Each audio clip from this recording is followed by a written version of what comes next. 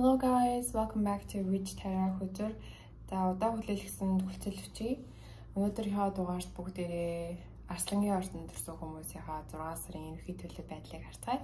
Тэр нь эрүүл мэндийн талбар дээр ажил төрөл, за тэгээд хайр дурлал гэх зэрэг талбарууд дээр ер нь 6 сард Арслангийн ордныхан маань ямар хөө төлөв байдалтай байна вэ? За надад мэдээлэл авчиртай хон хэнгэрүүл миний үзэж байгаа Арслангийн ордны хүмүүсийн маань ерөнхий төлөв байдлыг хэлж туслаад 6 сарын сүүлийн 6 сарын 2-7 хоногт ер нь ямар хуршин мэдээлэл орж ирэх нөө шинэ хүнтэй танилцах нөө шинэ санхүүгийн хүнштэй болох нөө гадаад руу аялах нөө монголоор аялах боломжууд гарч ирэх нь ямар мэдээлэл байна хэлж өгч туслана уу.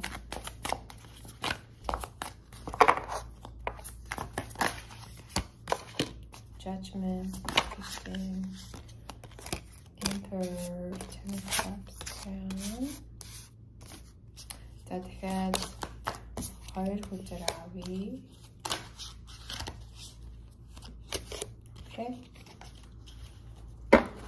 За эхний онцгой хүчээр маань юу байсан? 8 of Cups байлаа. Энэ маань болохоор таны нэг сэтгэл гутарсан, сэтгэл дундуур байгаа нэрэг тэгэхээр нэг л зүйл таны яг хүснээр болоогүй байна гэж харуулж байна. Тэр маань хайр дурлалын талбар дээр юм уу? Эсвэл ажил хөдөлгөөний талбар дээр юм уу? Одоо жишээлх юм бол ажил дээрээ аюу гоё хамаг өөрийнхөө хамаг хүчээ ингээд барайл хамаг чадлаараа аюу шаргуу хөдөлмөрлсөн байтал таны хийсэн ажил юу гэмдэ яг хүссэн үр дагаврыг чинь авчираагүй тохиолдолд сэтгэлээр унах магадaltaй тийм ээ. Эсвэл хайр дурлалын талбар дээр жишээ авъя гэх юм бол нэг хүн сэтгэлтэй байсан чинь тэр хүн нь хариуд нь таны сэтгэлийг яг тэр хэмжээгээр нь буцааж өгч чадаагүй тэгээ сэтгэл гундураад явж байна. Эсвэл та өөрийгөө амьдрал дээрээ үнэлэхгүй байгаа мó, хайрлахгүй байгаа мó гэж бас гарч ирж магадгүй байна. Тэгэхээр энэ тохиолдолд яг гэхлээр мэдээж сэтгэлээр гундуур байна, доор байна гэдэг амьдралын нэг л нормал нэг үе шат. Тийм учраас битгий энэ мөчөөсөө зүхтмаар байна гэж дотроосоо хүсээрэй гэж бидэнд хэлье.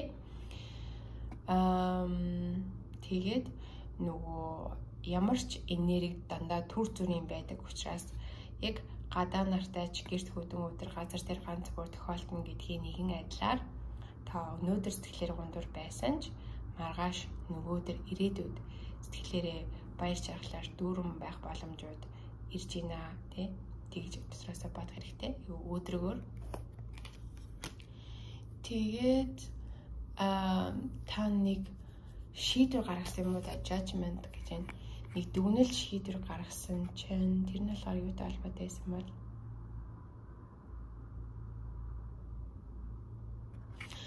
хайр дурлалын асуудалтай холбоотой байсан уу? Тийм тэгээд тэр гаргасан шийдвэр чинь таныг өвдгсөн учраас та өөрийгөө айгаа буруу шийдвэр гаргаж ингэж зэмлээд байгаа юм уу?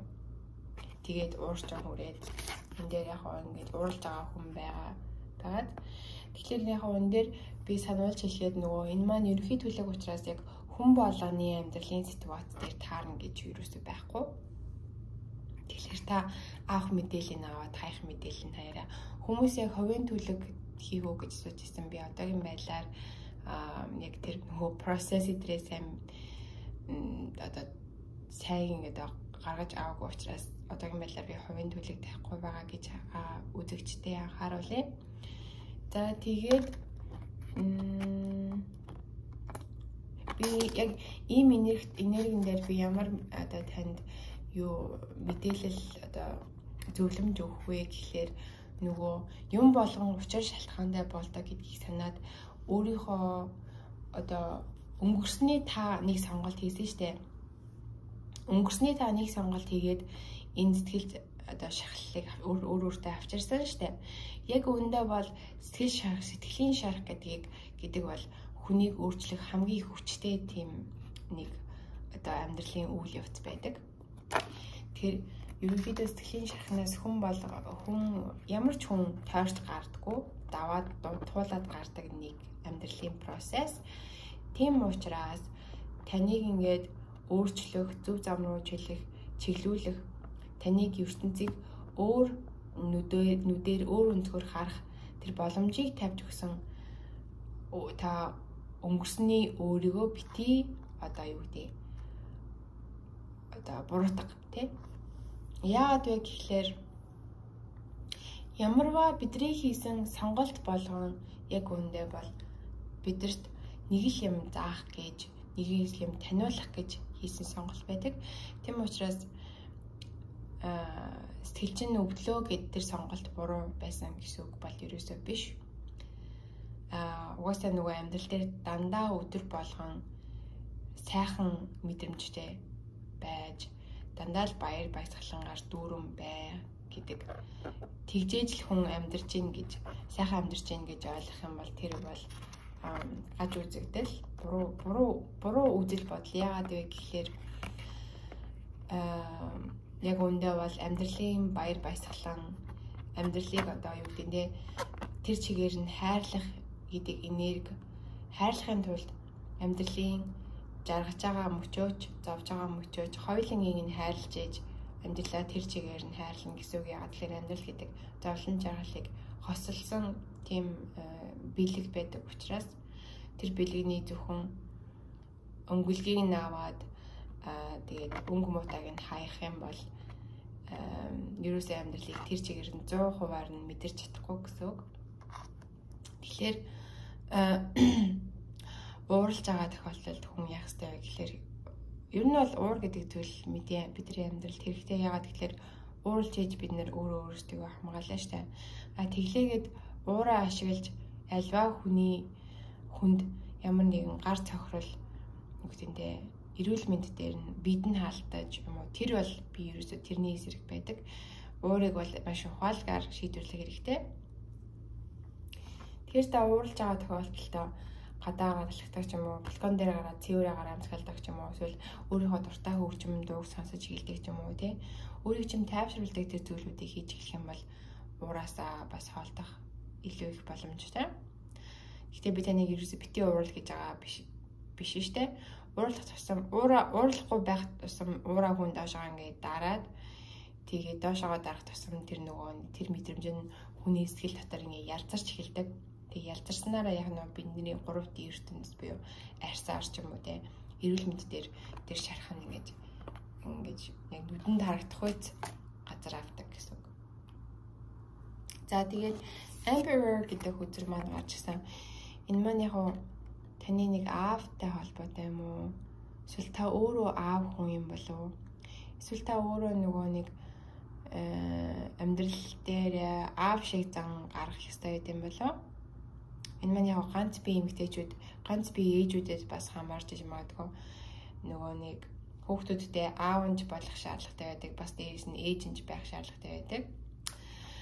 Эсвэл таны амьдрал нэг аав шиг хүн байгаад таныг маш их зааж зөвлөдөг, зөв зам руу ч хүртлэхийг аягүй хичээдэг. Тэгээд аягүй төшөг тулгууртай. Emperor эзэн шиг эзэн энерги дотор байгуулсан. Нэг тийм хүн байна л да.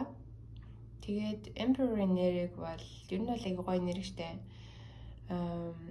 Зөвхөн гэр доторхоо харах биш. Гэрээс цаатахыг, уужмыг харж чаддаг тийм чадвартай те. Эзэн хаан зөвхөн өөрийнхөө төрсэн хүүхдүүдээс гадна ард иргэдийг хүртэл харж хамгаалах хэрэгтэй байдаг шүү дээ. Ард иргэд нь эзэн хааны хүүхд учраас яг нөгөө нэг biologically хүүхд биш л дээ, зүгээр яг одоо socially гэх юм маш нийгмийн хүүхдүүд учраас маш олон хүмүүсийг одоо нуруунд дээрээ үрээд тэдний ачааг үрээд тэдний ирээдүйг таны гарт байгаа учраас та яг зөв сонголт хийх айгүй их ачаалалтай байж магадгүй мэн л да. Тэгэхээр тэр тохиолдолд буруу алхам хийчихгүй гэсэн айдас гівнэд гарч ирэх магадaltaй. Тэгэхээр яг үүндээ бол бид нэр яг сонголтоо хийж явах тохиолдолд энэ маань буруу юу зөв үү гэдгийг хизээч мэдэж чадахгүй дандаа ирээдүйдээ мэдээж штэ тий. Тэгэхээр айхгүй сонголтоо хийгээрэй гэж хүсье. Хүн нөгөө нэг ер нь ямар ч сонголт айцаас хийсэн ямар ч сонголт биднэрт ашигтайгаар иргэдэггүй. Яагаад гэвэл цаанаасаа нөгөө нэг сонголтын үндэслэн энерги нь негатив буюу сөрөг байсан учраас тийм үү. Тэгэхээр сөрөг энерги угаасаа сөрөг үр дагавар сөрөг энергийг авчирна. Тэгэхээр аливаа сонголтыг биеийн сонголтыг хийснээр эндээс нэг ямар юм сорих бол гэдэг аягүй сониучхан зангаар харуул зүгээр байх. Тэгээд айхгүйгээр ертөнд таны арыг дааж байгаа шүү гэдгийг итгээд тийм ээ. Тэгээд угаасаа Арслангийн орны хүмүүс маань аягүй хүчтэй хүмүүс байдаг шүү дээ. Яг Арслан гэдэг араатны хааныхаа энерги дотор агуулчихсан. Тэгээд яг бие физиологийн хувьд ярих юм бол Emperor гэдэг хүн маань гадаад үзмжиндээ аягүй их анхаардаг. Угаасаа нөгөө нэг эзэн учраас олон түмний нүдэнд гарна штэ. Тэр тохиолдолд хувцас тохируулж өмсөх шаардлагатай болно. За тэгээ үс гэдгээс ахуулаад ер нь бүхий л гадаад үзмжиндээ анхаардаг нэг тим энерги бас байгаа. Тэгэхээр Арслангийн орныхан маань ер нь гадаад үзмж хувцлалт дээрээ, үсэн дээрээ маш их анхаардаг юм болоо гэж би хардаг.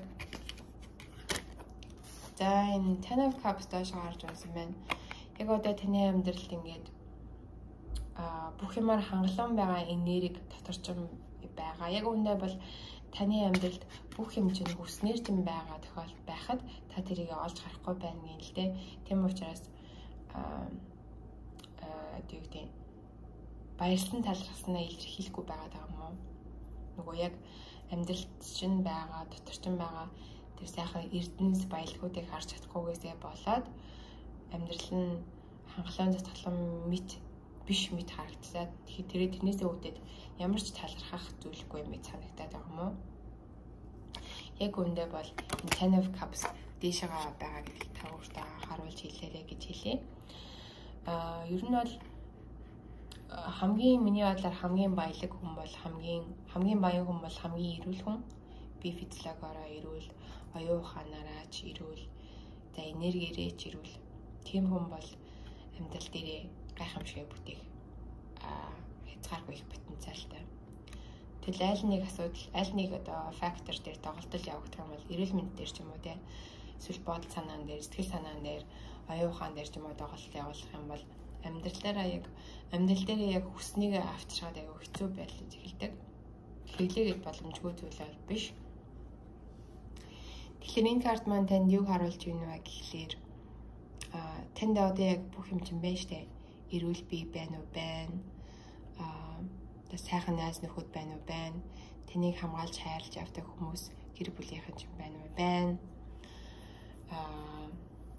Ажил төрөл байна уу байна. Тэгээд бусдыг хайрлах, өөрийгөө хайрлах сэтгэл байна уу байна. Хүн шиг амьдралаа өөдрөг аваад явах чадвар байна уу байна. Тэгэхээр яг үүндээ бол тань хязгааргүй хүчин чадал дотор ч нуурдаж байгаа гэдгийг анхаарад, ойлгоод, баярлаад, талархаад тэгээд ирээдүйрөө энэ сайхан солонгийн 7 өнгөөр гэрэлтэж байгаа энергиудыг авчрах боломж зөндөө байна гэж байна. Тэгээд энэ нөгөө нэг Six of Cups гарч ирсэн.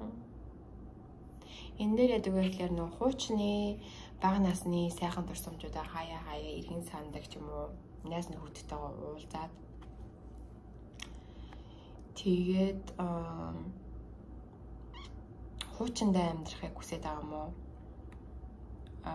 Тэг үгтэмдээ хүмүүс монголчууд ингэж ütдэг штэ. Ёо тэр үед ямар сайхан байсан юм бэ гэдэг ч юм уу те. Тэгээд хүмүүс нөгөө яг ирээдүйнхаа сайн нөгөө зүйлүүдийг блок хийдэг Wheel of Fortune дааш гарч ирсэн байгаад. Яг үндэ бол одоо ч гэсэн сайхан байгааг анзаарахгүй байгаад байгаа байхгүй юу? Яа 10 жилдээ байхад тест гоё байдтэй. Эсвэл ээж автагаа байхад ямар сайхан байсан юм бэ? Яг үндэ бол одоо ч гэсэн хэдийгээр хэрвээ таны амьдралд ээж авч нь байхгүй бол яг үндэ одоо бол биш үү те танд бүх юм байгаа гэдгийг та анхаарах хэрэгтэй. Яг үүндээ бол амьдралыг бүтэн байлгахын тулд биднэрт бүх юм байх шаардлагагүй шүү дээ. Тийм үү? Зарим хүмүүс ээж аваагүй төрсөн байна. Зарим хүмүүс ээж автаа төрсөн байна. Зарим хүмүүс асрамжийн газар төрсөн байна. Тэгэхээр хүн болгоны амьдрал адилгүй бид нэр гараагаа эхэлдэг учраас яг нь амьдралыг бүрэн дүүрэн сайхан амьдарч ийн гэж хэлэхийн тулд бүх зүйлийг амьдралдаа байлгах шаардлагагүй гэсэн үг. Тэр маань юу гэсэн үг вэ гэхээр одоо байгаа зүйлстэй сэтгэл хангалуун талархаад тэгээд ирээдүйдээ өөрийнхөө хүсэж байгаа зүйлүүдийг яг аль хэдийнэ тэрийг бүтцсэн мэт авчихсан мэт тэр энергийг явуулах хэрэгтэй. Буцаал нөгөө нэг энергийн хавь. За би харин энэ нөгөө нэг би яг Six of Cups маань бас хайр өнгөрсний хүн X чинь буцаад таныг санаалцдаг ч юм уу эргэн ирэх бас тийм тохиолдлыг харуулдаг. Тэгэхээр зарим нэг арслангийн орны хүмүүсийн хувьд X-үүд нь буцаж амьдралд нь орж ирэхийг хүсэж байгаа юм болов уу? За яг энэ Six of Cups-ыг би өөрийн үзрээр тодорхойлууллаа тийм. За мэдээлэл авчирч байгаа охины өрөөдөө юм хязгааргүй их гэлээ. Та бүгд маань энэ арслангийн орны хүмүүсийн маань 6-гийн Cups гэдэг үзрийг тодорхойлж өгөөч. Энэ маань болохоор өнгөрсний хүн орж ирж байгаа юм уу? Эсвэл зүгээр арслангийн орныхан маань өнгөрсөн доосон зүйлүүдээ зүгээр санагалцаж туршиж байгааг илэрхийлж байгаа юм болов уу?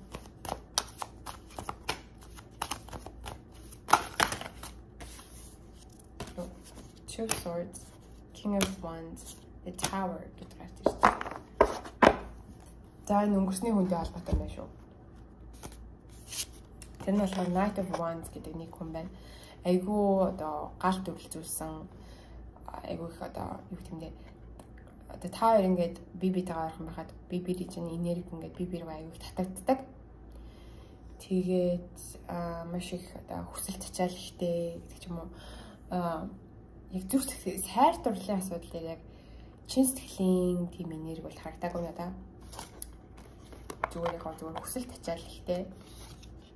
Тэгээд Tower гэдэг газар тэр болохоор нэг тийм сюрприз таны амьдралд орж ирэх чинь гэж өнгөрсний тэр хүнтэй X-тэй холбоотой нэг сюрприз барих юм байна. Тэгээд та танаас үүдээд хоёр сонголт хийх шаардлага. Хоёр сонголтны одоо хооронд ингээд гатчихсан мэт тийм энерги харагдаж байна. Тэр ийм хоёр сонголт хийх шаардлагатай болох үед яг хэвээр тэгэхээр буцаад нөгөө нэг өөрийнхөө зүүн савнд итгээд ерөөсөө айж сонголтоо битгий хий. Яг өөртөө итгээд сонголтоо хий гэж харуулж байна. Тэгэхээр энэ King of Wands нь танд хайртай муу хайргүй мүү чин сэтгэлээсээ байна уу гэдгийг буцаад харъя да. Энэ King of Wands гэдэг хүнийг тодорхойлооч. King of Wands энэ ч мөр king биш тэ хаан биш тэ. Айгуу attractive заа physically та тэр хүнийг хараад шууд ингээд тэгээд одоо та тэр хүнийг гаднаас нарах юм бол таны хүсэл биелээ гэсэн үг. Романтик харилцаан дээр яг таны хүсэж байгаа physically тийм бүхэл одоо хүслийг чинь physical ертөнд дээр агуулсан нэг тийм хүн байна л да. Галт өвлзүүлсэн хүсэл тачаалтай. Гэтэ энэ хүн маань энэ номын ордны хүн маань яг хайртай юу? Чин сэтгэлээсээ хайр сэтгэл байна уу гэж тусаад. Хайргүй байна. Энэ зүгээр таны хуурах байгаа юм байна. Нэрдаа хуураад явж байгаа. Зүгээр л нөгөө нэг яг би физиологийн хүсэл тачаалал байгаа. Тэрнээс биш бол яг чин сэтгэлийн хайр гэдэг зүйл бол харагдаагүй. За sorry шүү манайхаа нэг тийм л хөөцөөр гарч иж байна. Тэг хүн болгонд таргет байхгүй учраас та авахын аваад хаяхын хаяараа дэлээгээ шууд X руугаа одоо мессеж гэсэн үг биш ээ. Зүгээр л энерги нам тайван баланс сигналыг төлөхгүй байгаарай гэж хүсье. За тэгээд тэгтээ одоо хүзээнд ор Knight of Cups гэж гарч ирсэн. Яг нэг шинэ хүн шинэ боломж байна гэж харж байна. Эсвэл нөгөө нэг та аль хэдийн хүнтэй гэрэлчихсэн байгаа бол буцаад нөгөө хуучныхаа сайхан дурсамжуудыг сэргээгээд тэгээд шинээр одоо болцоо навч юм уу тэг их нэртэйгээ нөхөрт байгаа найзлуудтайгаа тийм боломжууд гарч ирж байгаа гэж байна. Энэ дараагийн үзэр юм байна. Wow, the world. За та нэг циклийг дуусгаж байгаа юм байна. Нэг цикл гэдэг маань одоо та нэг шатаар ингээд явж хагаад одоо тэр шатыг ингээд ахлаа. Одоо та дараагийн шат руугаа орж ирж байгаа гэсэн. Нэгсэндээ сүнсний хөгжил чинь ингээд явагдаж байна. Одоо ирээдүйд илүү гой төдүүд болох нэ гэж харуулж байна. За тэгээд энэ хүү одоо миний сувх дандаа хамт байж намайг тэсийн ядаг хүлээж байгаа үзэгч та бүхэндээ хязгааргүй их гэлалаа. Та бүгдийн маань бичиж байгаа үгнүүд сайхан одоо тий мэдээллүүдээр би ингэж улам урмаар тэтгэгдэж цаашаа илүү гоё мэдээллүүдийг та бүхэндээ хүргэх урам зориг ордог байгаа. Тийм учраас subscribe хийж байгаа хүмүүстээ маш их баярлалаа. Үзэж байгаа үзэгчдээ баярлалаа. Дараагийн дугаар хүртэл баярлалаа. Арслангийн ордныхондоо 6 сард нь амжилт хүсье.